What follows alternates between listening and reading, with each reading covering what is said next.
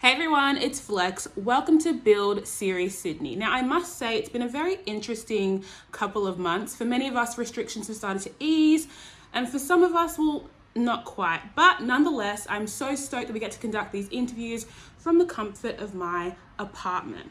I can't lie, today's guest is someone I would have loved to meet in the flesh, but that's okay, I digress. Please make her feel very welcome. Our special guest today is the one and the only Ricki-Lee. Hello! Welcome to Build. How are you? I'm good. How are you? I'm actually really well. I'm feeling like a jolt of positive energy radiating through me, and I haven't felt that in a minute. I think it's because Well, I did I'm go feeling it from that pink jumper of yours, so I'm all about it. Look at me. I'm just all black everything. classic is what I'd call it. Classic bougie ratchet. Done it. I wish I'd done it. Now I have to ask, I mean, it feels like we've been talking about, COVID for ages, but I just want to get a great understanding for what your life has been like these last couple of months. What have you been doing, feeling, experiencing, loving? Um, it has been odd. And I think everyone has felt it in a different way. You know, our lives as we knew it just was turned upside down earlier in the year, and I think it's been quite an adjustment for everyone. For me, I'm excellent at doing nothing, so I've really taken to this whole ISO life.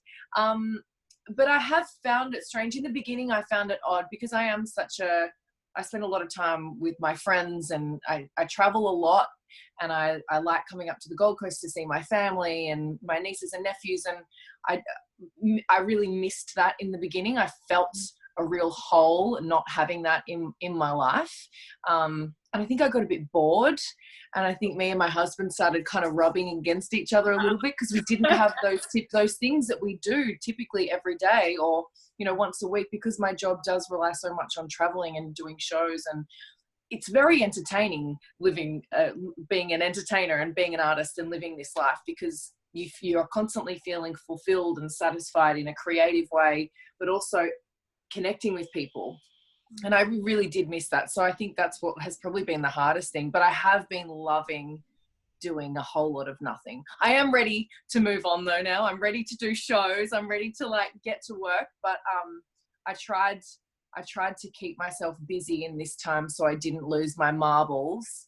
And, I finished a song and I put it out there to the world, and I'm really glad that I did, because it's really given me something to kind of anchor to and ground myself and stay calm and focused and feel productive, like I'm doing something, not just sitting around eating caramel and getting fat, That's an option. Do you know what's so interesting though? Of all the conversations I've had on Build and throughout my life about how people's experiences have been, very few people have actually said they loved doing nothing. I And love doing nothing. Most people, a lot of their life can feel quite monotonous. Like you've got to go to one place and come back home and eat the same thing. But when you're an entertainer, like, as you said, your life is entertaining. But I think it's quite a skill and a gift that you're able to not only enjoy doing nothing, but kind of like settle into that quite comfortably and say, yeah. Yeah, I think it's just because it's the nature of my job and what I do, is that it's not a traditional life. I don't wake up and go to an office and work hours, specific hours. And it is a very all over the place kind of life. And I also think for lots of people that would be hard to do. I think a lot of people aren't cut out to not know what they're doing every single day and be organized. And I'm on the Gold Coast right now. I'm staying at my sister's house, and she's got 2 kids, another one on the way, and just the idea of, we can wake up and go to the gym around 11, and then we've got to get on a plane at 5 o'clock and we're going here. Like, that's just so different to other people in my lives. So it's just I think it's not cut out for everyone, but also I think that's what makes me so good at doing nothing, because there are times when you're just, I don't know. I'm trying to find a reason that I'm so good at doing nothing, but I don't think there is one. Yeah, I'm trying to find it, but no, it's just I'm just really good at switching off my brain. My husband's jealous of it because I can sit in a room and not think of a damn thing the whole time. and his mind is like ticking over and over and over and over and over. So wait, so what did you do to entertain yourself though while you were doing nothing? Did you like pick up a new skill? Were you on a lot of Instagram? I spent a lot of time scrolling. I discovered TikTok, which I never thought that I would. So I spent a lot of, but it's really, let's be honest, people sit on the toilet and scroll. Like you can sit there for hours and you're like, yeah, shit, I probably should get up now. But did I learn any? I haven't learned a new skill. I would like to say that I lost some weight, but I've definitely gained some. I think now, no, nothing, just lazy. And I've been cooking a lot. I cooked some new things. What'd you cook? I cooked ribs for the first time. Were they good? Oh my God, amazing. So I made slow cooked barbecue ribs. I did them for like 6 hours, and I got, those big loaves before they're cut. Yeah, I got a ginormous sesame loaf, and I cut it in half, put caramelized onion, and then I pulled all the ribs off the bone and put it on the sandwich, and it was the greatest thing ever. And to think you almost weren't going to tell me that. I know, how dare I? How dare I hold out on you like that? But that was amazing. So I've cooked some new things. Really everything in my life revolves around food. So same. But let's not beat around the bush. You've dropped a new track. The first one in about 2 years, can I say? Yeah. It was 2 years. So I actually wrote last night, like a few weeks after I had released the single I released before this one. So almost October 2018, I wrote last night. And this whole time I've been wanting to put it out. But as life goes and how, I put on a tour last year, and that went from May until December. And I also shot AGT and did that whole thing, which went from, again, May until September. So my year last year was so busy.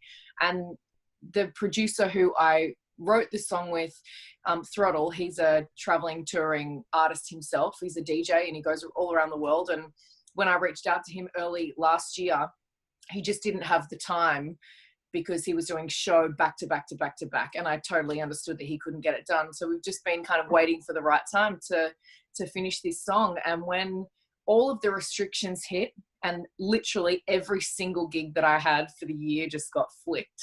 Yeah. Right. It was like, okay, well, what am I going to do? Right. You can only do nothing for so long. And I knew that I wanted to get music out, and that the frustration had been that I just didn't have enough time. But all of a sudden, there was no excuse. I had all the time, in the world. And so I reached out to Throttle, the producer, and he was like, yeah, damn, I'm not doing anything either. Let's finish this.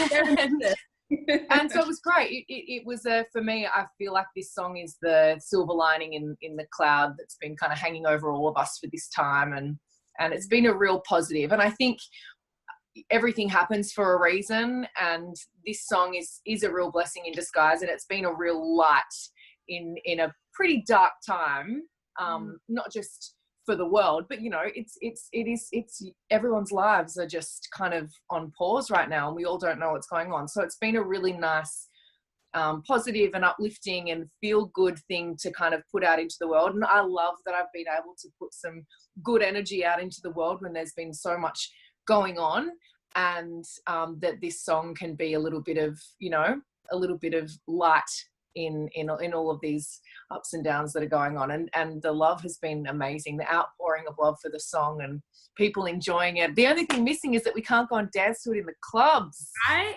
Which is wild when you reflect that, as you said, this time last year, you were midway in a 9-month, 6-month tour, like back to back, thousands of people loving, living, vibing, enjoying. And then just a year later, it's the complete antithesis of what that was. And we can only imagine what the future will hold. Have you thought about, how your industry is changing and what the next 6 to 12 months are going to be like for you?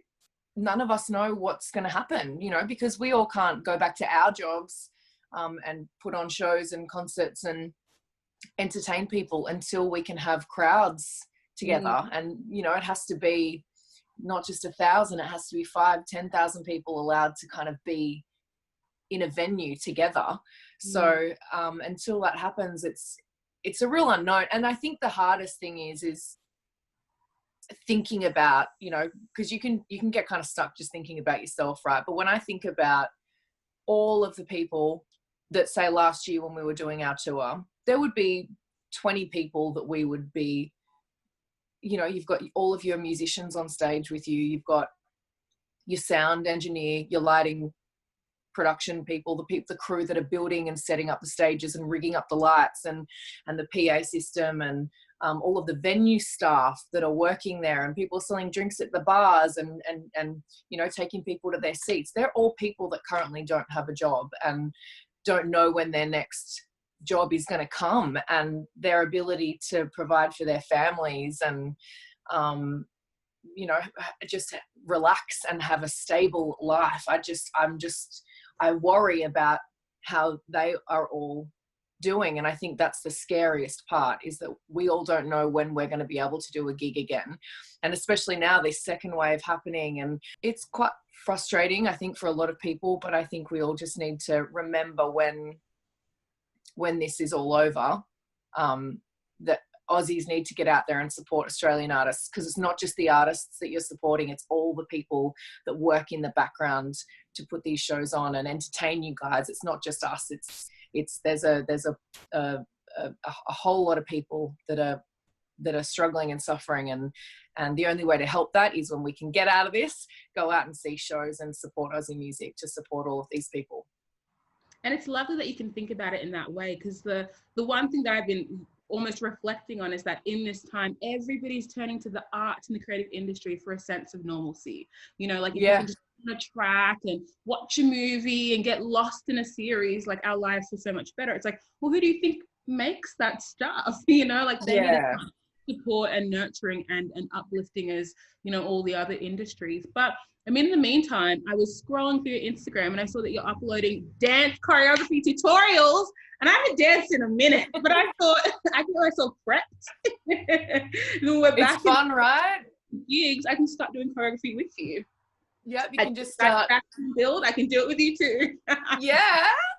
It's fun though, right? I think that was something that I really, when everything went down and everyone was stuck at home and the gyms were closed, and, you know, kids weren't allowed to go to their dance classes anymore, and, you know, mums weren't going to their classes, their, you know, whatever the fit classes they're doing, or their Zumba. Yeah. And I just remembered having so many conversations with my friends and family, like, oh, what am I going to do? I don't know what to do. I can't work out at home. I don't have any equipment. And all of these things that are online, it's just so confusing, and I don't know what all these things are, and I'm too old to do a burpee. And so I remembered that how, I think the fittest I ever was when I was dancing, not like all the time, and doing choreography and learning for my music videos and live shows. And I just thought it's definitely something that I could try and do, and to use my platform for good to try and help people. And it's entertaining and fun at the same time. So I broke down the choreography for one of my songs, Can't Touch It. And it's awesome because it was something that, whether you were a kid, like my little sister, I taught it to her. She's 10 years old and she's the sassiest little thing ever. Almost too sassy for my liking. I think if my dad saw her dancing to this, he'd probably, I'd be in big trouble. I'd be taken out of the will.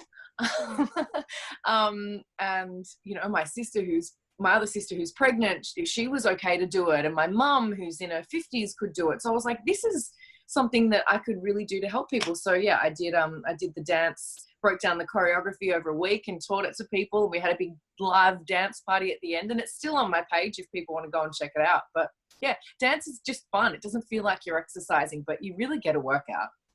I love it. I've been like beaming this whole time. My cheeks hurt. Everything is so wholesome and great. It's been such a pleasure to chat to you. I'm so grateful that you've taken the time out. I'm sorry we couldn't meet in person. You know, we couldn't. I know, I'm sad. I know. I really want to hug you in that pink cardigan. Our time will come. You're welcome back here anytime you want. Thank you so much. Thank you so much. And for everybody else watching, make sure you stream Last Night. It's everywhere you can get music. I'm sure it is.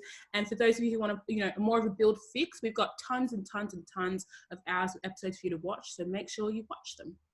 I'll see you soon. Farewell. Bye.